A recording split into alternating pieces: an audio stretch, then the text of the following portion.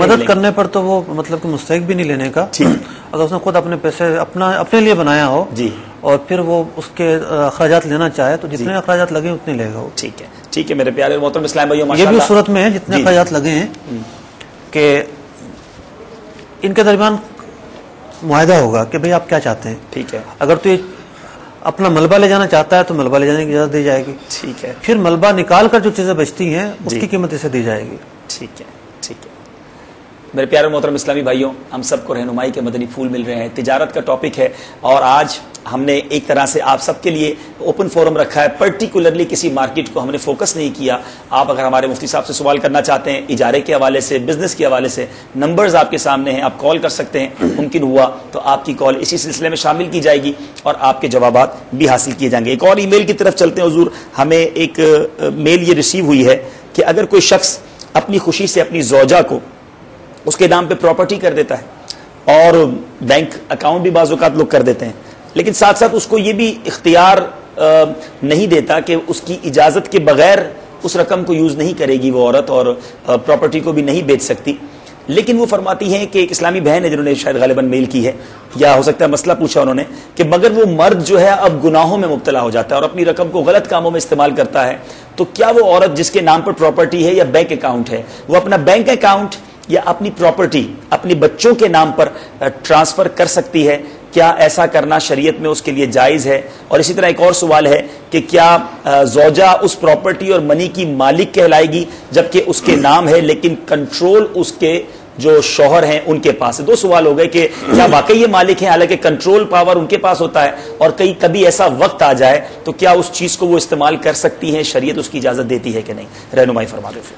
دیکھیے یہاں دو کے بجائے تین باتیں ہیں. جی حضور. پہلی بات تو یہ ہے کہ پراپرٹی نام کروائی گئی. ٹھیک ہے. تو نام کروانے سے ضروری نہیں کہ وہ سامنے والے کی ہو جائے شریعت کے نزدیک. ٹھیک ہے.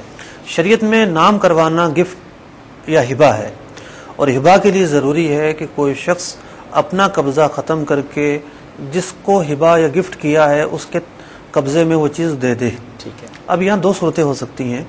اگر تو شوہر نے وہی مکان نام کروایا جس میں وہ رہ رہا ہے، تو آلریڈی وہ رہ رہا ہے، اس نے قبضہ نہیں دیا، نام کروانے کے باوجود وہ شوہر کا مکان ہے، بیوی کا نہیں ہوا. صحیح. ہاں اگر کوئی تیسرا مکان ہے جس میں وہ نہیں رہتا، نیا لیا گیا، وہ بیوی کے نام کروایا گیا، اس کے قبضہ بھی دے دیا گیا، تو اس صورت میں بیوی بلا شبہ اس کی مالک ہو جائے گی. اور بینک اکاؤنٹ کا بھی معاملہ یہ ہے کہ جوائنٹ اکاؤنٹ بھی ہوتے ہیں بسا اوقات. اس کی نوعیت کیا ہے تو اس کے بعد ہی پتہ معلوم ہوگی تو جواب دیا جا سکتا ہے. لیکن یہاں ایک معاملہ اور ہے کہ نام بالفرض ہو بھی جائے پراپرٹی، تو اب ایک جو بھروسہ اور اعتماد ہے ایک ازدواجی زندگی کے اندر، اس کا قائم رہنا بھی ضروری ہے. کہ شوہر نے جو ہے وہ بیوی کے نام ایک چیز کروائی ہے، اور اگر وہ بیوی اس پر اس طرح کے تصرفات کرتی ہے کہ وہ کسی اور کے نام کر دیتی ہے یا اسے بیچ دیتی ہے، تو اس سے بد اعتمادی پیدا ہوگی.